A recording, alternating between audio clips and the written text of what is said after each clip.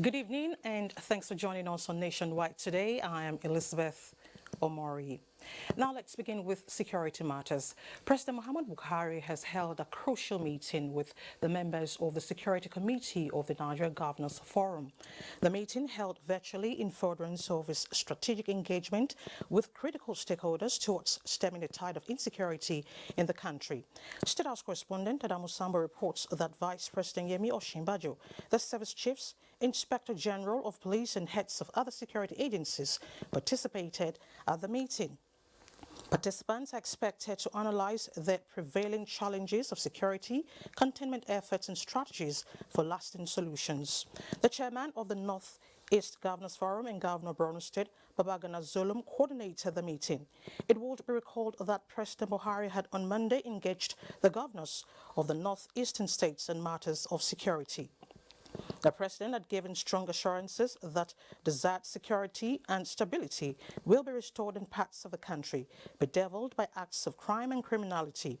He said new strategies have been adopted and state-of-the-art military hardware acquired towards reinvigorating the fight against terrorists and other criminal elements undermining national security.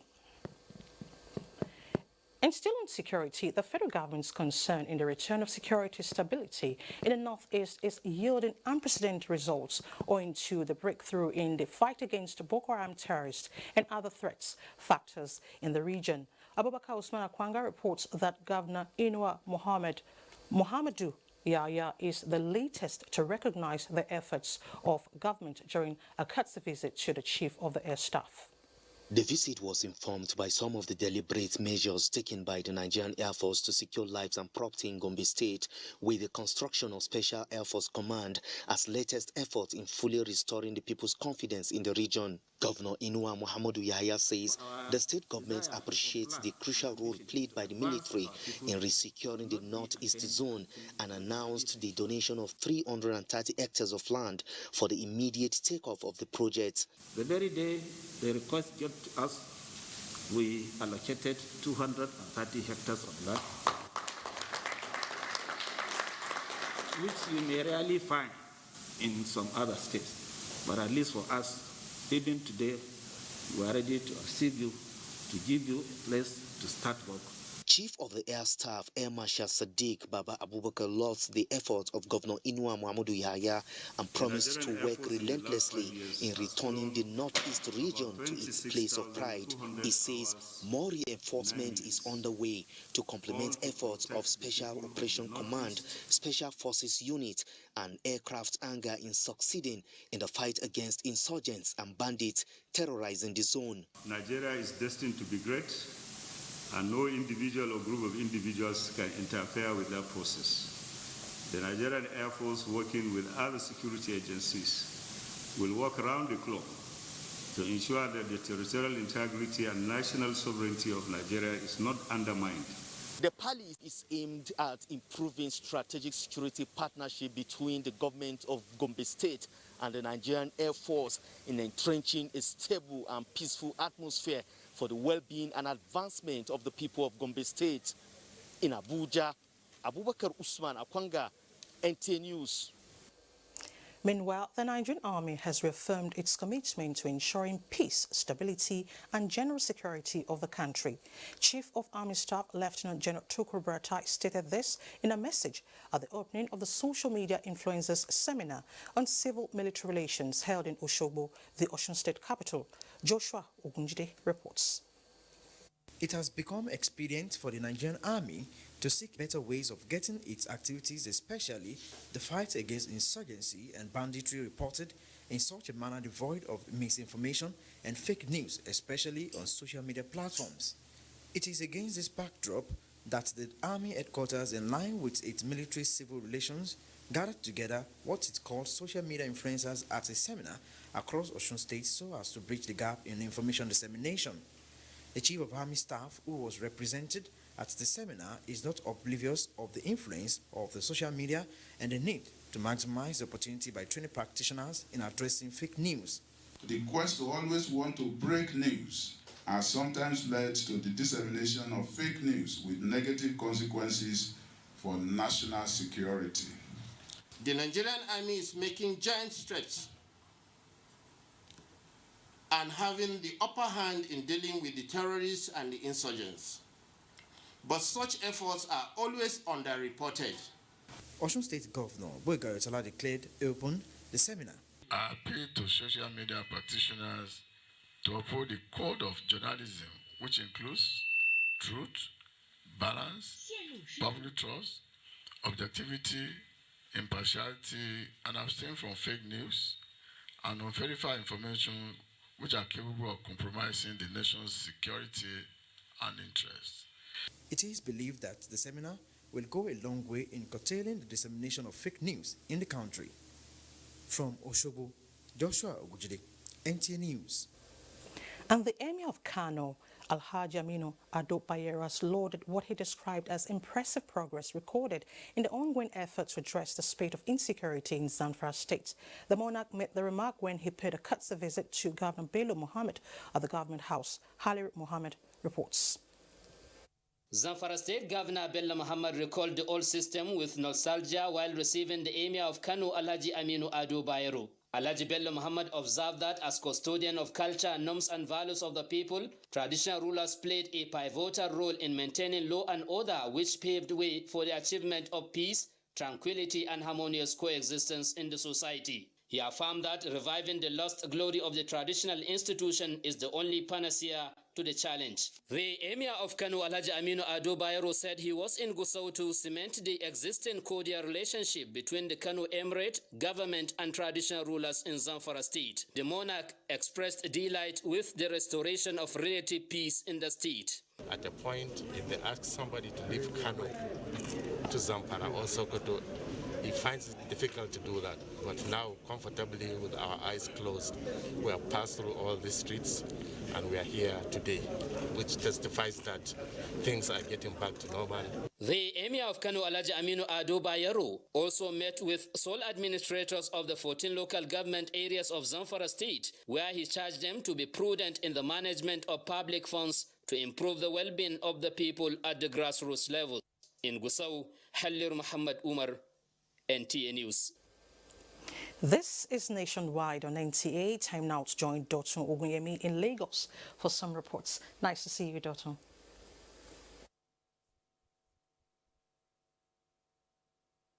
Thank you, Elizabeth.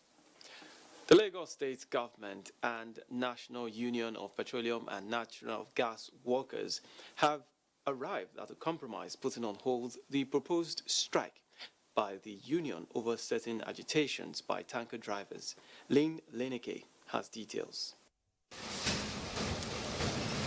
The strike by tanker drivers was called off after the grievances presented to the Lagos State government by NUPENG were deliberated upon, resulting in the issuance of a communique signed by representatives of both parties. The compromise addressed the manifold of problems affecting the operations of tanker drivers in Lagos in recent times. We have issue with only Lagos State government.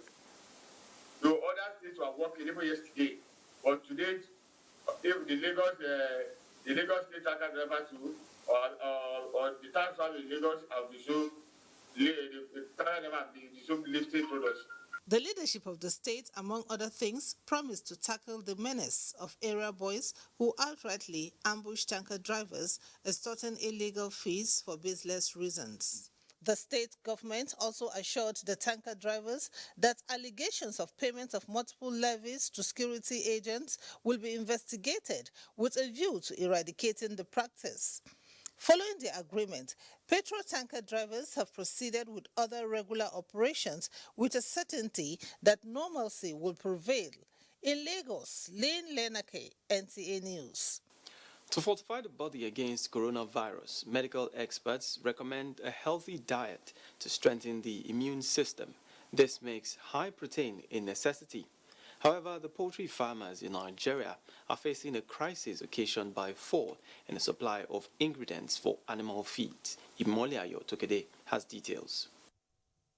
Maize, also known as corn, is a cereal grain and an excellent feed ingredient in the diets, extensively used as an energy source, constituting about 70% of animal feeds. However, there is shortage in supply and a sharp increase in the price of maize in the markets. The supply before 12,000, and now 22,000. The thing they cost now, the thing they had us as a week they buy them now. If this persists, there is tendency for Nigerians to experience severe protein deficiency, leading to closure of more feed mills in the next few months. Investment in the sector has gone up, so the need for maize increased exponentially. So we were not able to meet this need. 3 months ago, the price of maize was about 90,000 per metric ton. Today, it ranges between 160 to 180,000 per metric ton. That's a quantum leap. Feed millers have had to be increasing price with the pace of maize because this cost needs to be factored into factor of production. These practitioners are advocating that all options should be geared towards availability of maize, pending the harvest of new ones in the last quarter of the year. If we are looking at the survival of the industry, the government must urgently do something now. It's either they release grains from the strategic grain reserve or give us a window, to get it made somehow. Otherwise, we're going to run into trouble. Please, come to our aid. Don't let us ruin our investment. We are going to default the bank. There's going to be bankruptcy. The bank will not recover their loans. And so many things will happen if there is no immediate reaction now. The association emphasized that should the industry collapse as a result of the current crisis in the grain-producing regions of the country, it could take between 2 to 3 years to resuscitate the supply chain. In Lagos, Imoliayo Tukide, NTA News. And those are the stories from Lagos. Let's now rejoin Elizabeth for more reports on Nationwide. Thank you so much, Dotto. Now to biosafety. Pursuant to resolutions from the February 2020 Convention on Biological Diversity in Rome, Italy, ECOWAS is recommending inclusion of biosafety concerns of the region in the formulation of the post-2020 Global Biodiversity Framework. In a virtual consultative meeting at the instance of Nigeria's Minister of Environment, the federal government is articulating the African position hinged on human health and ecosystem resilience. On Face reports. Global Biodiversity Framework pursues the vision of living in harmony with nature. This vision is guided by goals bordering on ecosystems, species and genetic diversity, contribution of nature to people and effective implementation of action plans. This is a key activity for the... This virtual consultation within the ECOWAS region is articulating inclusion of West Africa's peculiar environmental needs, like biodiversity loss, which contributes to insecurity plaguing member states in drafting of the Global Biodiversity Framework. Environmental issues are not localized. What happened today in Nigeria can affect Ghana, can affect Liberia, can affect other countries, and vice versa. So this consultation and collaboration will provide a level playing ground for the countries to understand what each other is doing. Action plans captured in the global framework include increasing natural ecosystems, preventing extinction of species, improving conservation status of nature, and maintaining genetic diversity. But we can take the ambitious road and work together as a sub-region to choose a different path, which is a path of conservation, restoration, transformation, and sustainable use of our biodiversity. Conversations at the meeting also consider sufficient financial resources, capacity building, use of technology, and the political will for its implementation when formulated. In Abuja, Onengiye Fine Face, NTA News. Away from biosafety, the Kogi State government has commended the Federal Ministry of Communications and Digital Economy for establishing an Information Technology Innovation Center in the state, saying the initiative is in line with the readiness of the state to deploy ICT in addressing development gaps. A statement by the Commissioner for Information and Communications, Kingsley Fanwo, ahead of the virtual commissioning of the project by the Minister of Communication, Dr. Isa Pantami, indicates that Kogi has one of the most robust plans for the development of ICT in the country. And what the Ministry of Communications and Digital Economy has done is in line with the Kogi State policy to radically provoke ICT revolution in the state. The statement adds that Kogi State has its roadmap to achieving its ICT goals, and the governor of the state believes that Kogi should grow into the ICT hub of the nation. The establishment of the Information Technology Innovation Center at the Kogi State University will help the untiring drive at ensuring that the state develops an incubation center for hatching some of the best ICTX in the nearest future. Away from ICT, the Ministry of Humanitarian Affairs, Disaster Management and Social Development wishes to officially inform the general public that registration of Batch C of NTA has closed on Sunday, 9th of August 2020. In a statement by the ministry, the registration, which commenced on the 26th of June 2020, was initially scheduled to end on the 26th of July, but the ministry extended the date by 2 weeks to avail those that were unable to do so apply. A total of 5,042,001 Nigerian youths have applied as at the end of the exercise. The Minister, Sadia Omar Farouk, reassured Nigerians that due diligence will be applied during the next stages of the selection to ensure that only duly qualified applicants are enrolled. The ministry will ensure that the applicants as well as the general public are kept fully informed on the progress of the scheme. The minister further added that the NPA program is aimed to provide Nigerian youths with opportunities to gain skills for employability and entrepreneurship, which will also go a long way in assisting the country towards the post-COVID-19 economic recovery. She noted that women and persons with disability will be prioritized during the selection. The minister noted that her ministry remains committed to the vision of President Muhammadu Buhari to lift 100 million Nigerians out of poverty in the next 10 years. You're watching Nationwide on NTA. Let's take a breather now. More reports ahead. Stay with us. ICPC and NTA say you can help Nigeria to flatten the curve on COVID-19, just as you can help flatten the curve on corruption. Follow transparency, accountability, and integrity just as you follow health guidelines. Stay home with integrity and maintain your distance from corruption, just as you stay away from COVID-19 by maintaining social distance.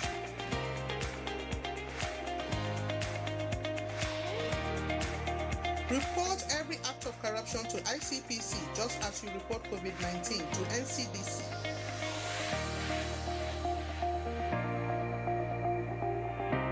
Stay away from corruption, stay safe from COVID-19.